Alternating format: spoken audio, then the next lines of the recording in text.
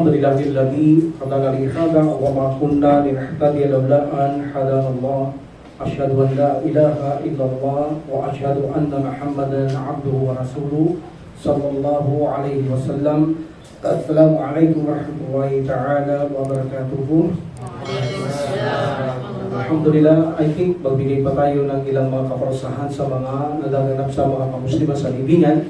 And of course, inshallah, sapat na ito at dadako tayo sa ibang pasahin patungkol sa buhay ng barsa ng mga tao, no? Inshallah. So sa araw na ito ay magbigay pa tayo ng mga ilan pa na kung saan, kung bakit ang mga Muslim o mananampalataya ay pinaparusahan sa buhay barsa o sa kanyang kubur. Isa dito, ang mga bangkay ng mga namatay, kapag tayo ay umiiyak sa kanila, yung iiyak na kung saan parang hindi natin matanggap ang pagkawala ng mahal natin sa buhay, siya ay nagkakaroon ng kahirapan o torment sa kanyang buhay barsa o buhay ng kubur kapag siya ay iniiyakan natin. That's why ipinagbabawal sa atin ng Propeta Muhammad sallallahu alaihi wasallam na kung tayo ay namatayan ay huwag nating iyakan ang ating mga inilibing na mga pamilya o kamag-anak man ito sa pananampalataya, sapagkat sinabi ng Propeta sallallahu alaihi wasallam, ang kaparusahan nila ay tumataas o nadadagdagan kapag sila ay iniiyakan ng mga kamusliman. So sila ay pinaparusahan sa libingan, sabi ng Prophet sallallahu alaihi wasallam, sanhi ng pag-iyak ng kanilang mga naiwan na mga mahal sa buhay sa mundo nito. Ganon din ang Prophet Muhammad sallallahu alaihi wasallam. Nakita niya ang mga taong ginuguntingan ang kanilang mga dila at mga labi. So nakita niya, ginugunting ang kanilang mga dila at mga labi. At muli ito ay tumutubo at paulit-ulit na ginugunting ang kanilang dila at mga labi. Sabi ng Propeta Muhammad sallallahu alaihi wasallam in Isra wal Mi'raj, nakita niya ito. Then tinanong niya si Jibril alayhis salam, sabi niya, ya Jibril, sabi niya alayhis salam, sino sila, sabi niya. Sabi ng Jibril alayhis salam, sila yung mga mananampalataya o Muslim na mahilig silang magturo ng mabuti, magbawal ng masama, ngunit ito ay hindi nila ginagawa sa kanilang mga sarili. Meaning, nagtuturo lang sila. There's a possibility pa ipakitang tao, pahanga. Bakit? Hindi naman nila ginagawa ito eh. Bakit ka magtuturo kung hindi mo ginagawa? Anong motibo mo? Para sabihin, marunong ka, ikaw ay matalino, ikaw ay magaling, ikaw ay scholar, ikaw ay banal. That's it. Kasi kung ikaw ay nagtuturo na hindi mo ginagawa, meaning hindi mo yung ginawa para kay Allah subhanahu wa ta'ala. So lumilitaw, ang yung pagtuturo na hindi mo ginagawa ay kasuklam-suklam kay Allah subhanahu wa ta'ala. Diba? Ya ayyuhalladhina amanu, o kayong mga mananampalataya, lima taquluna ma la taf'alun. Bakit nyo sinasabi ang hindi nyo namang ginagawa? Kabura maqtan 'indallahi an taqulu ma la taf'alun.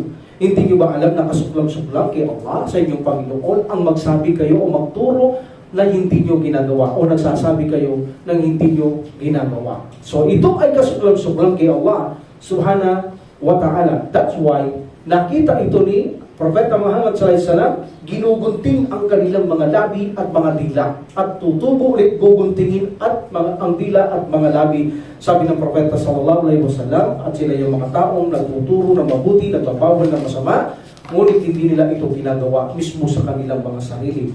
That's why yung Propeta sallallahu alaihi wasallam, sinabi niya sa impyernong apoy na ang mga nagtuturo mabuti, hindi ginagawa, nagbabawal ng masama, sila ay nasa impyernong apoy. Sila ay, kung nanaisin ng Allah subhanahu wa ta'ala, itatapon niya ito sa impyernong apoy.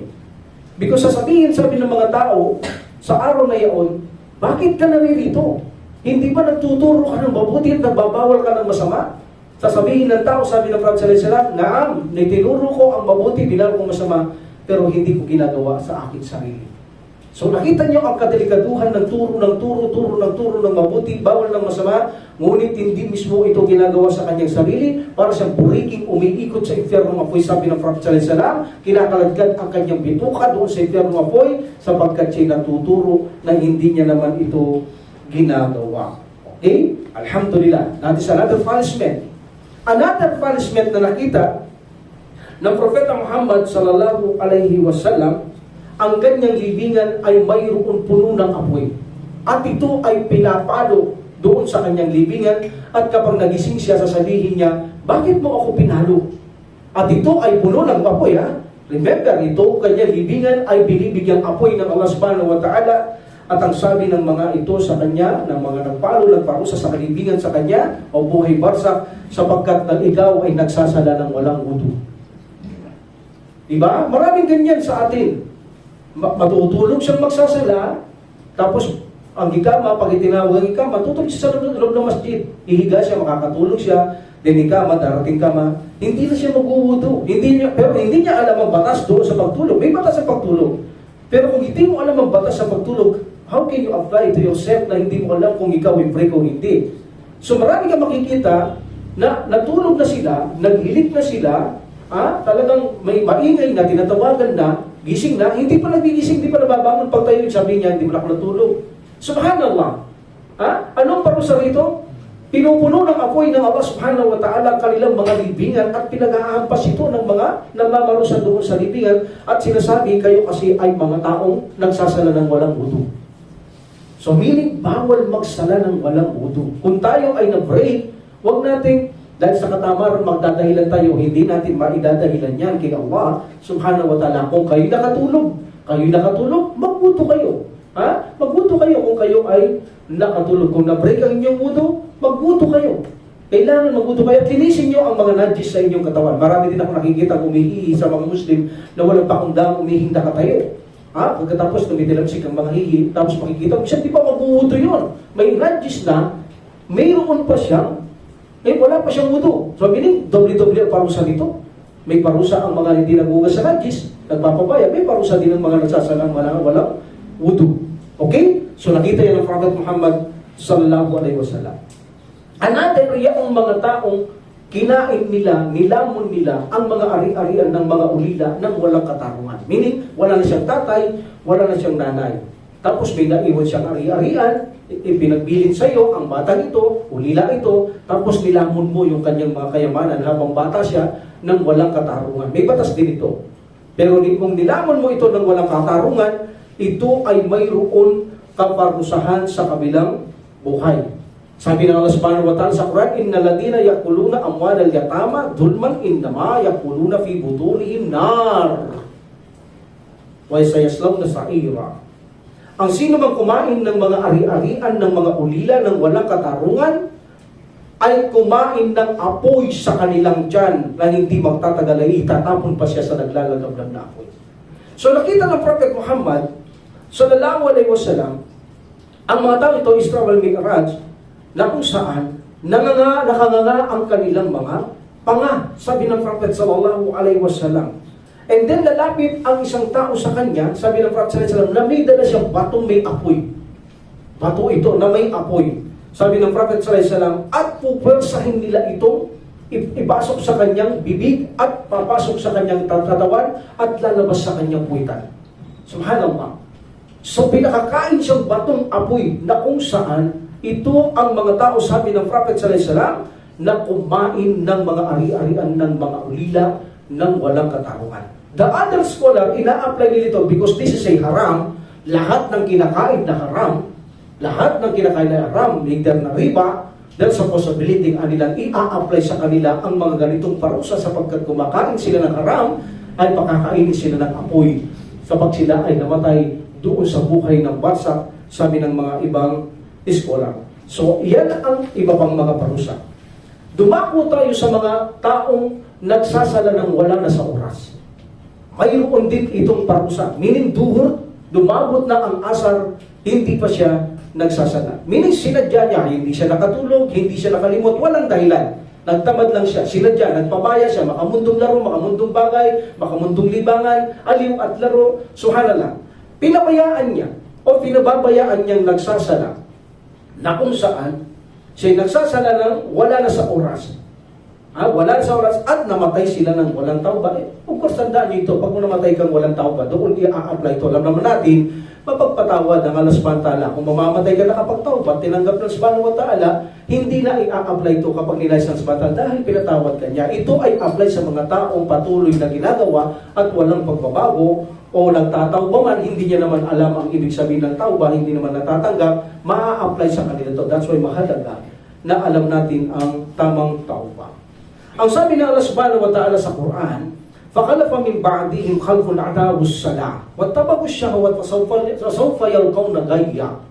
Sabi ng Allah subhanahu wa ta'ala, may mga sumunod na mga salit lahi, may mga sumunod, mga nasa una sa inyo, mga saling lahi na kung saan nagpabaya ng kanilang mga pag-aalay ng sala. Nagpabaya. At sumunod lamang sa kanilang mga sariling mga kapritsyo, pagnanasa. Meaning, sa pagsunod nilang kapritsyo, pagnanasa, like makamundong buhay, pinababayaan nila ang kanilang sala. So, mayroon niyang nauna, sabi ng Subhanahu, may mga salit lahi na kung saan nauna sa inyo, nagpabaya sila ng kanilang sala. Mas minabuti at ginusto nilang sundin ang kanilang pagnanasa o kapritsyo. That's why sabi ng Subhanahu wa ta'ala, hindi magtatagal, itatapon ko sila sa impyernong apoy. Meaning kapag walang tawba, Okay? So, malinaw ang aya na kung saan nagpabaya ng sala. And of course, sinuportan ito ni Ibn Abbas radiyallahu anhu. Sabi niya, ang ayang yan, hindi yung totaling hindi nagsasala. Hindi totaling hindi nagsasala o tumalikod siya umutan. Sabi niya, yaong mga tao na nagsasala sila, pero wala na sila sa kanilang mga oras ng sala. Meaning, dumating na ang duhur, alam niya ng duhur na, nagpapabaya siya, dumating na ang asar, hindi pa rin siya nagsala ng duhur. Yun ang tinutukoy ni Ibn Abbas radiyallahu an. At of course, si Sa'id Ibn al-Musayyib, imam ito ng mga tabi'in, sinabi niya rin, ito yung pinagpaliban niya ang duhur at hanggang sa asar. Pinagpaliban niya ang Maghrib until Isha, o kaya ang Fajr, pinagpapaliban nila hanggang sa lumitaw ng araw, hindi sila nagsasala. Remember, ha? Kaya kailangan kayo, pag nagpupuyat kayo, kailangan tatindig kayo ng inyong sala. Dahil kung nagpuyat kayo nang walang kadahilan ng sarapan ng subhanahu wa ta'ala at kayo ay hindi bumabangon ng sala, meaning nagpuyat ka lang naglaro, naglibang, then oras na hindi ka nagsasala, natulog ka ng mainang, mahimbing, nakatulog ka, may problema ka kay Allah subhanahu wa ta'ala. Dahil hindi yan kasakop doon sa mga nakatulog. Meaning may kapabayaan yan. Hindi mo binabantayan ang iyong sala. Hindi ka nagpiprepare sa sala. Alam mo magsasala ka, nagpuyat ka na nagpuyat, noong sala na, babangon ka, hindi ka makabangon-bangon. Especially may alarm clock ka, pinapatay mo, tulog pa rin. Lalong masaklap, kapag Fajr na, nagising ka na, pinatay mo ang alarm clock at natulog ka pa, lalong malaking problema yan. Hindi mo na lalong maikakatwiran na ikaw ay nakatulog sapagkat nagising ka na, o nag-alarm na rin mo, hindi ka pa rin bumangon, may problema ka. Mai-a-apply ito kapag dumating ang tamang kamatayan ng walang tauba. Ang mga kaparusahan na nilalaman ng kaparusahan mayroon ito. Okay? So ito ay sinabi din ng Allah subhanahu wa ta'ala, sabi niya, wailul lil musallin, kapigatian, kasawian sa mga nagsasala, alladina hum salatihim sahun. Sila yung mga nagsasala na nagpapabaya ng kanilang sala sa takdang oras. Tinanong dito ang Prophet sallallahu alaihi wasallam, sabi niya, ang sala lang, ang aya na yaan para sa mga taong nagsasala na kung saan ang oras ay lampas na. Wala na sila sa oras, tsaka pa sila nagsasala, kabigatian sa kanila. At pali sa ipokrito, ibinaba itong aya na ito. But apply ito sa mga taong nagsasala sila ng walang oras. Kaya sabi niya, ng Allah subhanahu wa ta'ala, kabigatian, wailul, meaning kasawian sa inyo, meaning mamatay kayo ng walang tawba, palayo tayo ng Allah subhanahu wa ta'ala, magkakaroon ito ng parusa sa libingan pa lamang, mayroon na itong dadanasing mga kaparusaan doon sa libingan. Nagpapabaya ng kanilang mga sala. Okay, tatandaan natin, ito yung mga nagpapabaya ng kanilang mga sala. Ang isa sa parusa sa libingan sa mga nagpapabaya sa kanilang sala ay mayroon, sabi ng Prophet sallallahu alaihi wasallam, sa kanyang libingan ay kakainin siya ng lupa. Meaning yung apply sa mga kufar, yung ribs na kakain, magsasalubong yung ribs, i-a-apply sa kanya ito na hindi nagsasala. Subhanallah. Ang isa pang parusa sa kanya sa libingan ay pupunuin ng apoy ng Allah subhanahu wa ta'ala ang kanyang libingan. sa mga taong nagpapabaya ng sala. At ito ay nangyari at nakita mismo sa Madina. Doon sa aklat ni Ibnul Qayyim rahimahullah, may namatay sa Madina ang kanyang kapatid na babae. Okay? And then, nung mailibing na ang babae, may nakalimutan itong kapatid niyang lalaki na nandoon sa libingan. Naalala niya ito, medyo mahalagang bagay ito. Kaya sinabi niya sa kanyang mga kasamaan, baka maaaring pakitulungan ako. May naiwan ako doon sa libingan, may magukay. So, tinulungan siya. At ito ay hinukay nila ang libingan ng kanyang kapatid. At nang mahukay na nila, at nakita na ang gamit. Actually nakita, hindi naman sumagad doon sa kung saan nakalibing ang kanyang kapatid. Nang makita na nila ang gamit, napagtanto niya na gusto niya tignan ang libingan ng kanyang kapatid. So sabi niya, ukayin natin. Total, nandito na tayo, tignan natin ang libingan ng aking kapatid. Nang marating nila ang libingan kung saan tinakpan ng kanyang kapatid at inangat niya ang bato, nakita niyang puno ng apoy ang libingan ng kanyang kapatid na babae. Subhanallah. And then, natakot siya, agad-agad nila itong tinakpan. And then, umuwi siya sa kanilang bahay. Sabi niya sa kanyang ina, ya ina, o mahal kong ina, ano ba ang buhay ng kapatid ko nung siya ay nabubuhay? Bakit mo tinatanong patay ng kapatid mo? No, sabi niya, interesting lang ako. Sabi niya, sabihin mo sa akin ang buhay niya. Ang iyong kapatid, sabi niya, nung nabubuhay siya, mailig siyang makinig sa kabilang bahay, tapos ililipat niya. Tapos makikinig, ililipat niya. At nagpapaliban siya ng sala. Doon sa ganong proseso, napapabayaan niya ang kanyang sala. Sabi niya, nagpapaliban siya. Doon napagtanto ng isang taong ito sa Madina kung bakit siya pinaparusahan dahil sa sinabi ng Prophet sallallahu alaihi wasallam na puno ng apoy din ang mga taong nagpabaya ng kanilang mga sala. Subhanallah. Subhanallah. So nakikita natin o mapipil natin dito kung ang iyong libingan ay pinaparusahan ng iyong kaluluwa na sinusunod na ito na parang impyerno, anong mararamdaman ng iyong katawan? Alam natin, apektado dito ang ating mga katawan o ang katawan ng tao kapag pinaparusahan ang kaluluwa niya sa libingan. At alam natin, kahit na sa tulog na sinampol ng Allah subhanahu wa ta'ala, kapag ang kaluluwa ay lalabas at ito'y nakaramdam ng kaparusahan, mga pasakit, alam natin na tayo ay hirap na hirap ang ating katawan, apektado tayo sa ating pagtulog. At mayroon pa sa puntong humihingal ka, di ba? Humihingal ka, hirap na hirap ka. Ano pa kaya ang nasa libingan na ito? Yun, sampul lang, tulog lang yun. Paano pa kaya ang mga parusang ito na kung saan ina-apply sa kanila na sila ay sinusunog, na sila ay nandun sa libingan, kung saan pinaparusahan, ano pa kaya yung matitinding parusang yun ang maramdaman ng katawan ng tao doon sa kanyang kubur? Tunay na napakasakit at napakasakla. Ngunit nararapat tayong hindi magpabaya sa bagay na ito para tayo ay ipalayo ng Allah subhanahu wa ta'ala sa kaparusang ito. Kaya nag-aaral tayo para mapanatili natin sa abot ng makakaya na iwasan nating mangyari sa atin ito. Makaugalian natin humingi ng tawba at humingi ng pakubkob kay Allah subhanahu wa ta'ala. Huwag magpatuloy sa katigasan at pagmamataas. Huwag. Every time na mapag-aralan yung ganito, na ang taong nagpapabaya ng sala may parusa, huwag na huwag yung gagawin. Yan ay tanda ng katapatan at may takot sa Allah subhanahu wa ta'ala. Kapag napag-aralan nyo na ang pag-ihi ay kailangan hindi tumalansik, pag-ingatan ng katawan, ang ating kasuotan ng najis, pag-iingatan natin. Huwag tayong kumain ng mga haram o ari-arian ng mga iba ng walang katarungan. Huwag tayong kumuha ng riba. Huwag tayong magriba. Huwag tayong magsatsat o magbigay ng mga maliw sa ating mga kapwa upang pag-awa-awayin sila. Meaning, iiwasan mo yan kung bakit ka nag-aaral dito. Yun ang dahilan para ikaw ay magkaroon ng guide. Baguhin mong sarili mo para sa ikalulugod ng Allah subhanahu wa ta'ala at gagawin mo ito para sa ikalulugod ng Allah subhanahu wa ta'ala sa abot ng iyong makakaya. Another punishment sa mga taong nagpapabaya ng kanilang mga sala ay maglalagay ng ahas ang Allah subhanahu wa ta'ala doon sa kanyang libingan.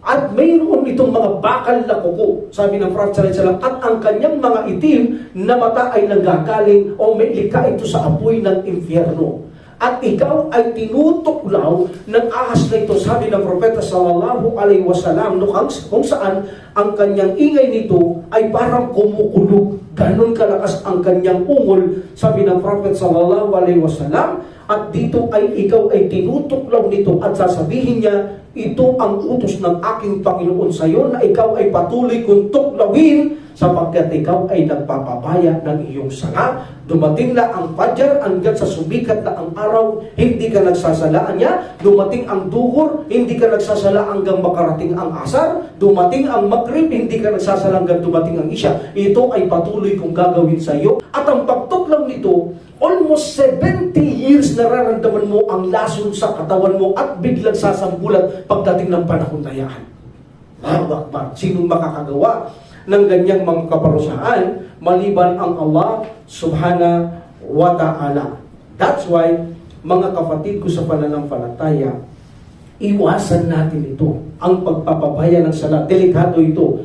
At nangako ang Allah Subhanahu wa Ta'ala, pasawfa yalqawna gayya, hindi magtatagal, itatapon ko sila sa impyernong apoy. Meaning, pagkatapos mo nang naparusahan sa libingan, hindi ito masyadong mabigat kung ikukumpara mo sa impyerno.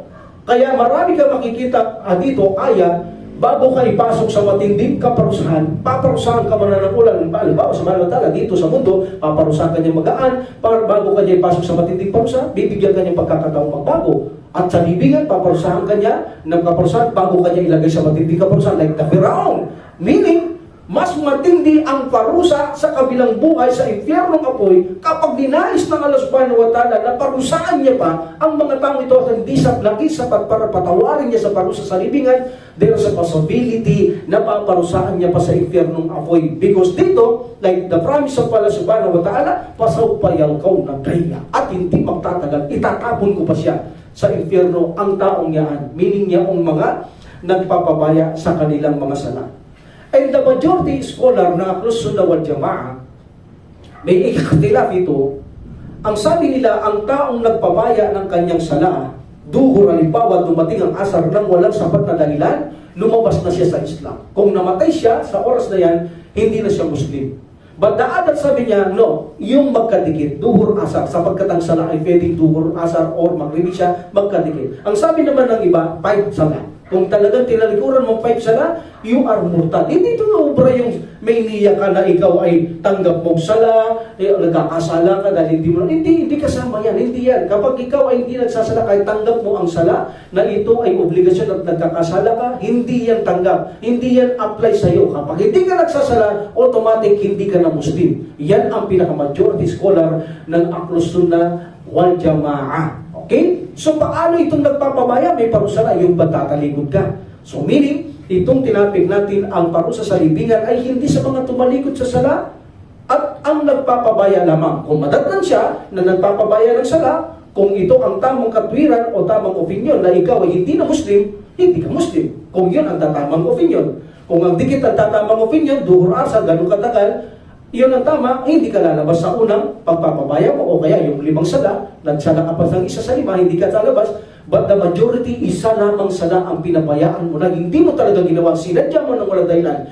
Majority, hindi ka na Muslim. Kaya pag namatay ka sa oras na ng walang tauba, you are a murtad, sabi nila. Hindi ka Muslim. Hindi uubra dito, may niya ako, na ako'y tanggap kong mali yan, obligasyon ko yan. Hindi yan uubra. Ang tanging sala, ang hindi uubra na kahit tanggap mo na obligasyon at nagkakasala ka na hindi mo ginagawa, ito lang ang tanging lalabas ka sa Islam. Pero iba, sakat, hajj, fasting, na hindi mo ginagawa, ngunit tanggap mo nagkakasala ka, maling ginagawa mo, hindi ka lalabas sa Islam. Because lahat ng sahaba, lahat sila, agree sila na anuman ang utos ng Allah na hindi mo ginagawa, hindi mo ginagawa, okay? Hindi mo ginagawa. Tandisang hindi mo ginagawa. Ngunit tanggap mong mali, tanggap mong kasalanan, ikaw ay hindi lumabas sa Islam. Ngunit sa sala, nagkaisa sila. Na kahit tanggap mo itong obligasyon at hindi mo ito ginagawa ng sadya, silang lahat agree na hindi ka Muslim. That's why delikado ang nagpapabaya ng sala, baka madatnan ng kamatayan ng walang tauba. Subhanallah. That's why ugaliin natin pangalagaan, bantayan ang ating mga sala. Okay? So that is another punishment sa libingan na kung saan mayroong parusa ay ang mga nagpapabaya ng kanilang mga sala. Can you imagine, sinusunog ka doon sa loob ng yung libingan o kubot, may apoy doon? Can you imagine? Subhanallah. Another punishment I think this is the last. Then dako tayo sa ibang topic sa susunod sa buhay barsak or kubur. Ibang barsak, ibang kubur. Ha? Okay. Another ay yung mga hindi nagbabayad ng zakat. Marami ito. Mga taong hindi nagbabayad ng zakat. Sabi ng Allah subhanahu wa ta'ala, وَلَا يَسَبَنَّ الَّذِينَ يَبَخَلُونَ بِمَا آتَاهُمُ اللَّهُ مِنْ فَضْلِهِ هُوَ خَيْرٌ لَهُمْ بَلْ هُوَ شَرٌ لَهُمْ. Sabi ng Allah subhanahu wa ta'ala, sayutawwakuna ma bakilu. At huwag akalain ng mga nagmamaramot. Meaning, hindi sila nagbabayad ng zakat. Apply sa kanila. May kakayang magbayad. Huwag akalain ng mga nagmamaramot sa mga bagay na kung saan ipinagkaloob sa kanila ng Allah subhanahu wa ta'ala mula sa kanyang biyaya, mula sa kanyang kasaganaan, na ito ay mabuti sa kanila. Sabi ng Allah, hindi. Sabi ng Allah subhanahu wa ta'ala, hindi. Ito ay higit na masama sa kanila. Mayroon kang kayamanan, masama naman sa iyo kaysa sa mga walang kayamanan. Higit na masama sa iyo ang kayamanan yaan. Ang mga bagay na yaan, sabi ng Allah subhanahu wa ta'ala, na kanilang ipagmamaramot, ay itatali ko sa kanyang liig. Ang mga kanilang kayamanan na yaan. Itatali ko sa kanilang mga liig. This ayah also, one of the Sahaba, o one of the people, o pious people sa panahon ng Propeta Muhammad sallallahu alaihi wasallam, okay, wala ng Prophet sallallahu alaihi wasallam as far as I know in this hadith, o sa history ito, Muhammad ibn Yusuf al-Firyabi, sinabi niya, minsan ay kasama ko ang isang grupo at aking mga kaibigan, pinuntahan namin si Abu Sunnan. Abu Sunnan. In this time, si Abu Sunnan, nang pagpasok namin sa kanyang bahay, nagyaya siya sa amin na pumunta sa isang namatayan, na kapatid sa pananampalataya. And then, pinuntahan namin ito. Pagpunta namin ay umiiyak siya. At kinukumbinsi namin siya na huwag siyang umiyak, umiiyak siya. And then sumagot ang lalaki, sabi niya, bakit hindi ako maiiyak sa nakita ko sa buhay ng aking kapatid? Kung kayo ang nasa kalagayan ko, there's a possibility mangyari sa inyo ang iyak na ganito. Ito ay hindi iyak na kung saan hindi ko tanggap ang pagkamatay niya. Ito ay iyak ng awa ko sa kanya. Aba bakit? Sabi ng mga sahaba. Minsan kasi sabi niya, nang ilibing namin ang aking kapatid, ako ay nagpaiwan. At naririnig ko ang ungol doon sa libingan. Naririnig ko ang sigaw na parang pinaparusahan. Until finally, hindi talaga ako mapakali, sabi niya, hinukay ko. Hinukay ko talaga, sabi niya. Until na makita ko ang kanyang libingan ay puno rin ng apoy. At nakita ko na mayroong apoy na nakapalupot sa kanyang liig. At actually, dahil sa awa ko, tinatanggal ko yun. At napaso ako, nasunog ang kamay ko. At ipinakita niya, ayan ang kamay ko, ebidensya sunog.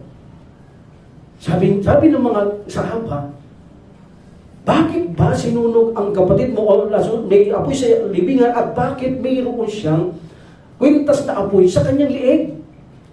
Sabi niya, ano bang ginagawa ng iyong kapatid? So sabi niya, ang kapatid ko nung nabubuhay siya, sabi niya, hindi siya nagbabayad ng zakat.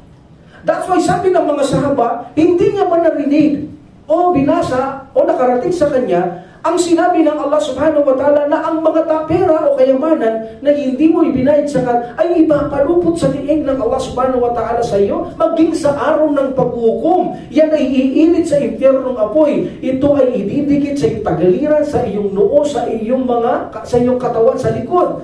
Ito ay ididikit sa iyo. Kung ito ay mga kamelyo, may mga buhay ito sa araw ng paghukom, 50,000 years kang inahabol ng mga ito. Pinaparusaan ka. Mayroong ahas na kung saan gawang ahas na kayamanan mo, ginawa ng Subhanahu, sasabihin niya, hintayin mo ko, takbo ka ng takbo, within 50,000 years, inahabol ka niya. Pag nahabol ka, ibabay ka niya, yun ang kayamanan mo. On the day of resurrection, kasama mo siya, hindi hiwalay, ahabulin ka niya ng ahabulin. Sasabihin niya, akong kayamanan mo, hintayin mo ko because hindi ka nagbabayad ng zakat. Ganon kahirap. Kung ito naman may amanimalis, sabi ng Prophet sallallahu alaihi wasallam, ikaw ay paparusaan ng mga ito sa kanilang sungay, sa kanilang mga paa, within 50,000 years. Paulit-ulit kang pagtatatadyakan, mga sungay nila, ang mga taong hindi nagbabayad ng zakat. Sa kanilang libingan at sa araw ng pagkabuhay muli, mayroon parusa ang mga taong yan. Sabi ng Propeta Muhammad sallallahu alaihi wasallam, sa mga taong hindi nagbabayad ng mga zakat. That's why, napakadelikado ng mayroong kayamanan na hindi natin pinangangalagahang magbayad ng zakat. Sa panahon ngayon, wala nang masyadong nagkukutba ng zakat.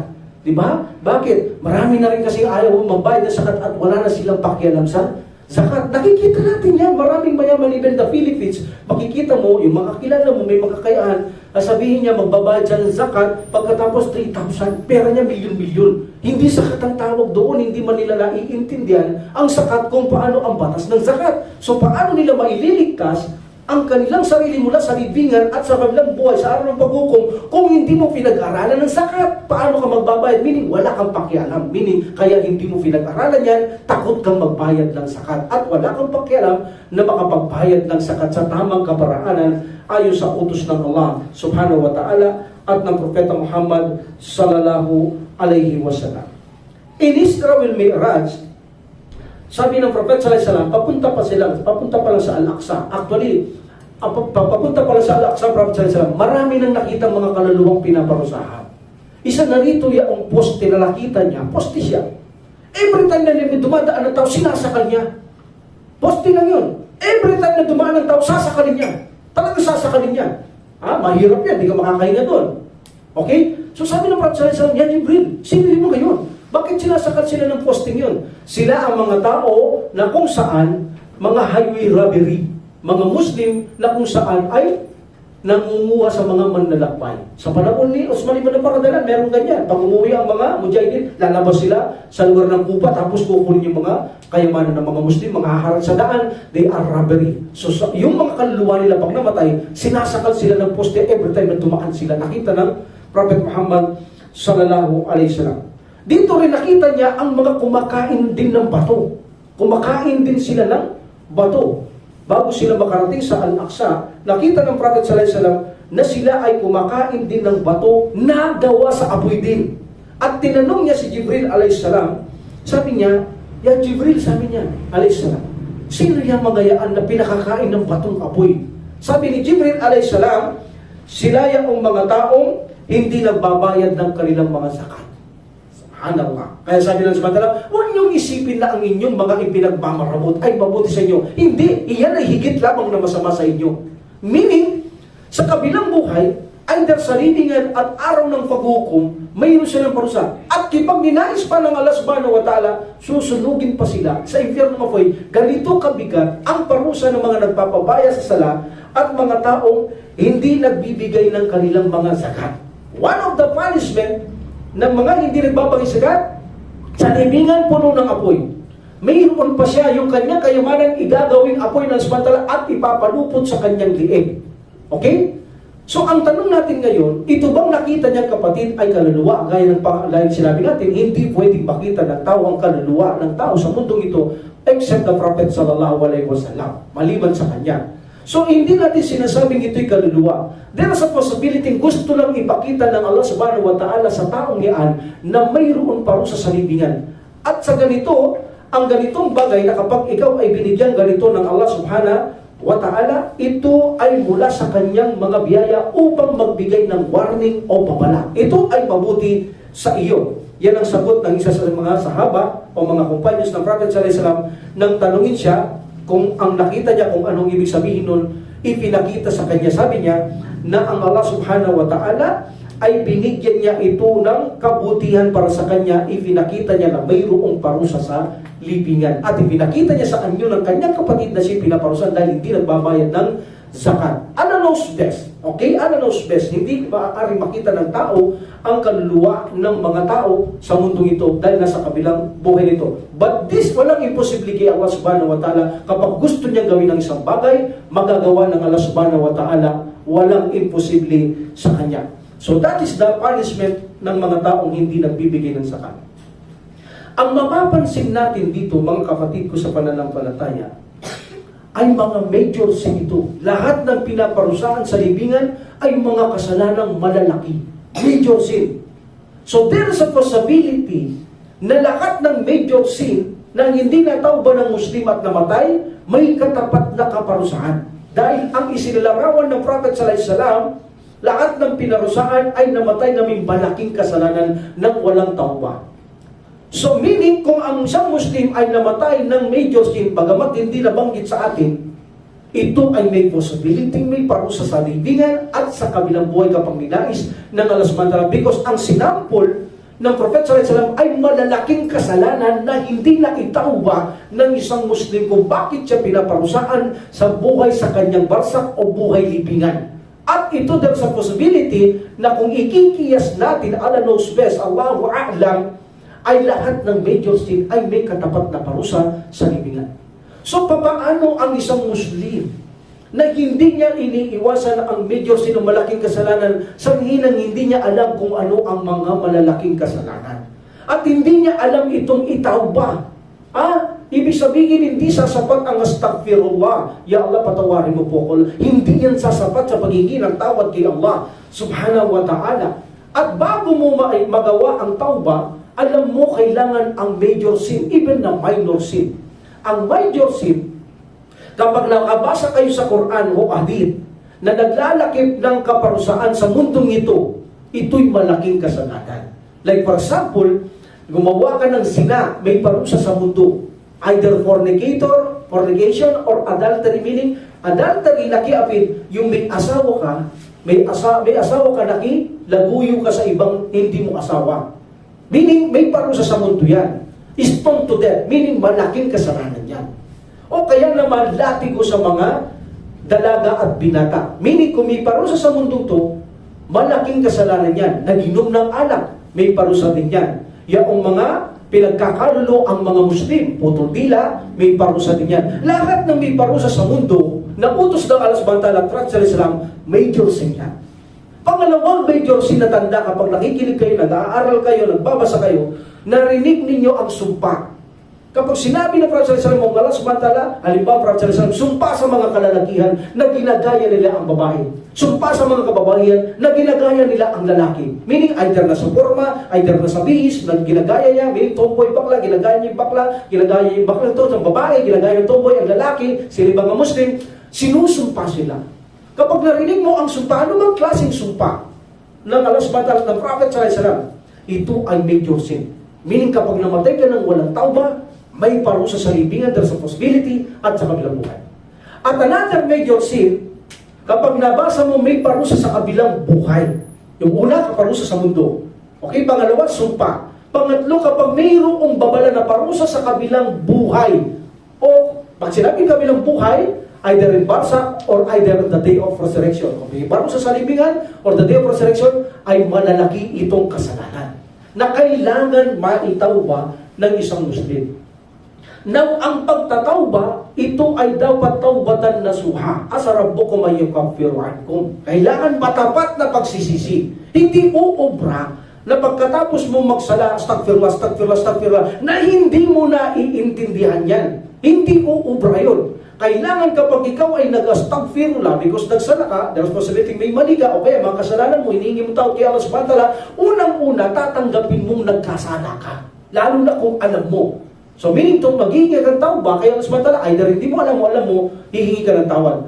Pero lalong mainam kung alam mong nagkasala ka. Meaning, tatanggapin mo. Sasabihin sa iyong bidaa ito, pag-aralan mo. Kung ito'y bidaa, tanggapin mo, itawba mo kay Allah. Subhanahu hindi sasabihin yung bidaa ito, wala kang pakialam, hindi mo pag-aaralan. Paano mo maitatawba ang isang bagay na hindi mo tinatanggap na mali? Kailangan alam mong mali. Dahil pag hindi mo alam na mali, hindi mo ito maitatawba. That's why gustong-gusto ni Iblis ang mga bidaa. Sapagkat kapag hindi mo alam ang bidaa, hindi mo ito maitatawba. Ang mga pagsamba sa bulto, madaling malaman, o nga, mali ito. Ang sumamba ka sa mga tao, o nga, mali ito. Sa mga anghel, o nga, mali ito. Madaling mong matanggap na mali yan. Pero yung mga bidaa, hindi mo basta matanggap na mali yan. May bidaang paglabas sa Islam, may bidaang malaking kasalanan. May mga bidaang mga dunya lamang. Subhanallah. So, kung ito ay mali, tanggapin mong mali. At saka kahihingi ng tawad kay Allah subhanahu wa ta'ala agad-agad. Meaning, hindi ka magpapatumpik-tumpik, tsaka lang, bata pa naman ako, tsaka lang akong tawba. Hindi. Maraming kinukuha ng Allah subhanahu wa ta'ala, ibig na sa papunan, kaya niyang kunin kapag ginusto niyang kunin, hindi niya bibigyan buhay. Meaning, wala tayong kaalaman tungkol sa kamatayan natin. Hindi natin hawak yan. So, bata man o matanda, Kapag nagkasala ng malaki, obligado na tayo, sa tamang edad, kailangan mo magtauba kahit bata ka. Immediately, agad-agad, sila yung mga tunay na nagtatauba. And then, kapag ikaw ay nagtatauba, tatanggapin mo mali, hindi mo na uulitin. Meaning, hindi mo na ulitin. Ano, hindi mo na magagawa? Hindi. Ang ibig sabihin ng hindi mo na uulitin, may intention kang ayaw mo nang gawin. Bagamat ikaw ay mahina, nandiyan si Shaitan, nandiyan ang nafs, magagawa mo, let's make it tawba again. Hanggang tama ang tawba mo, tatanggapin ng Allah subhanahu wa ta'ala. Ang importante, ayaw mo nang gawin.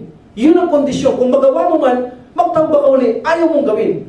Sa ganito, kapag nagawa mo ang kasalanan muli, ang isang kondisyon para matanggap ang tawba mo, galit na galit ka sa sarili mo, bakit mo ginagawa ang malaking kasalanan? Bakit mo yung ginagawa? Ano mong ayaw mo na? Pag nagawa mo, diring-diri ka sa iyong sarili. Naaalala mo lang ang ginawa mong mali, tumatayo ang balahibo mo sa panggigigil mo sa sarili. Gusto mo saktan ang sarili mo. Yan itanda ng matapat na tauba. Hindi yung tatauba ka na gusto mong ulitin pa. Walang kwentang paghingi ng tawad dyan. That's why mahalaga ang tauba. Even the Prophet ﷺ, humihingi siya ng tauba 70 times a day or 100 times a day. At alam natin, hindi nagkakasala ng malaking kasalanan ang Prophet ﷺ. At para sa akin at para sa ino sa pag-aaral ko, hindi rin siya gumagawa ng minor sin. Minor sin. Maliban lamang na ituturing mo ito, titignan mo parang minor sin, pero hindi mo maituturing minor sin. Actually, halimbawa, ipinagbawal niyang kainin ng ani sapagkat siya'y naging mabaw, nagkakutsaba ito, hindi naman totoo. Ipinagbawal sa kay sarili. Actually, hindi mo maituturing na maliit na kasalanan eh. Bakit? Ayaw niya na lang kainin eh. Di ba? So, sabihin na natin na ito'y maliit na kasalanan sapagkat sinabihan siya ng Allah subhanahu wa ta'ala, bakit mo ipinagbabawal lang hindi ko pinagbabawal? Kapag nalaman nila kahit minor sin, hindi na mauulit kailan pa man. Allahu Akbar, ganun sila ang mga taong yan. Pero makita mo magtawba 70 times, sabi ng Prophet ﷺ, nagtatawba ko sa Allah subhanahu wa ta'ala 70 times a day. Sa ilang din, 100 times a day. So meaning, kung ang Prophet ﷺ ipinakita niya, bakit siya nagtatawba? May kasalanan siya malaki, no? Para ipakita niya ang kahalagaan ng paghingi ng tawad kay Allah subhanahu wa ta'ala. Pero hindi uubra yung tawba lang ng tawba, astaghfirullah, nang hindi mo ito naiintindihan sapagkat magiging walang dating ito sa Allah subhanahu wa ta'ala. So, kailangan kapag nagkasala, tanggapin na nagkasala, agad-agad na humingi ng tawad, hindi na uulitin, ikinabubuod mo ang bakit mo ginagawa ang mali, that is a tawbah. Ito ang magpapabago sa isang Muslim kapag magaling siyang magtawba. Dahil kapag hindi ka magaling magtawba, kailanman ay hindi bubuti ang iyong sarili. Dahil tawba ka ng tawba, hindi mo naintindihan, hindi mo alam, walang effect sa yan. Pero dahil marunong ka magtawba, ayaw mo na maulit, makikita mo nagbabago ka sa buhay mo. Malaking pagbabago ang mangyayari sa buhay mo. Bakit marami sa panahon natin, ang mga Muslim ay hindi nagbabago at patuloy na nagiging tamad? One of the reason, hindi nila naiintindihan ang tamang paghingi ng tawad kay Allah subhanahu wa ta'ala. Dumipende ang maraming Muslim na ang Allah subhanahu wa ta'ala ay mapagpatawad sa kasalanan. Kapag sinabi mong, ya Allah, patawarin mo ako, that's it. Tapos, inaakala nilang napatawad na sila ng Allah subhanahu wa ta'ala. That's why, mga kapatid ko sa pananampalataya, napakahalaga sa atin na tayo ay nag-aaral at gawin natin sa abot ng makakaya, iwasan ang mga ipinagbabawal. Ito ang tamang proseso kung bakit tayo nag-aaral para sa ikabubuti ng ating sarili hanggang sa mapaghandaan natin ang kamilang buhay. So in this situation, titigil na tayo dito sa mga punishment kung bakit ang mga Muslim may punishment sa barsak o kubur because of the major sin. So ano man ang hindi natin binanggit, there's a possibility every major sin na madatna ng kamatay ng Muslim, there's a possibility may parusa siyang nakalaan doon ng Allah subhanahu wa ta'ala sa kanyang libingan, ipalayo tayo ng Allah subhanahu wa ta'ala. So inshallah, sa susunod dadako naman tayo sa iba pang mga aral patungkol sa kubur o sa mga libingan. Okay? There's a possibility, marami pa rito. Sino ang mga ligtas sa libingan? Anong mga dahilan kung bakit natitigil ang parusa? Tuloy-tuloy ba ang parusa dito? Nakaririnig ba ang mga patay sa doon sa libingan? Marami pa tayong pag-uusapan dito, inshallah, sa buhay barsak ng isang mga taong nilalang ng Allah subhanahu wa ta'ala. At ang mga taong hindi mananampalataya, hindi natin tatapikin yan sa parusa. Why? Alam naman natin hindi natitigil ang parusa sa mga taong yaan. Kung ano man meron nakalaan, sinabi ko na nakaraan, kung anong parusa ng Muslim na mabigat, tandaan ninyo, hindi bibigat ang parusa ng Muslim sa mga hindi mananampalataya. Matinding-matindi at mabigat na mabigat, tiyak ang kanilang kaparusahan. Samantalang ang Muslim, magaan lang yan, ang kanilang parusahan sa libingan. Magaan ba yung sinusunog ka? Magaan ba yung binabasag ang ulo mo sa bato? Magaan ba yung bakal ipasok dito sa bibig mo, hanggang ilong mo, hanggang mata mo? Magaan ba yun? Kung ito ay magaan, ano na kaya ang parusa ng mga hindi mananampalataya kung yun ay magaan pa lamang? So meaning, matinding-matindi ang parusang dadanasan ng mga hindi mananampalataya sa libingan na yan. That's why, sapat na sa atin ang maging matindi ang kanilang kaparusahan at nagpakita tayo sa ating mga kamusliman sapagkat ito ay higit na magbibigay ng benefit sa atin kung bakit pinaparusaan ang mga mananampalataya doon sa libingan. One of the reason dahil sa major sin o malalaking kasalanan na hindi natauba at nadatna ng kamatayan ng isang Muslim, mapaparusahan siya sa kanyang kalibingan doon sa kanyang buhay bagsak. Ipalayo tayo ng Allah subhanahu wa ta'ala. Wa akhiru da'watina alhamdulillahi rabbil alamin wa salatu wa salam ala rasulillah. Subhanaka allahumma wa bihamdika asyhadu an la ilaha illa anta astaghfiruka wa atubu ilaik. Assalamu alaikum warahmatullahi ta'ala wa barakatuhu.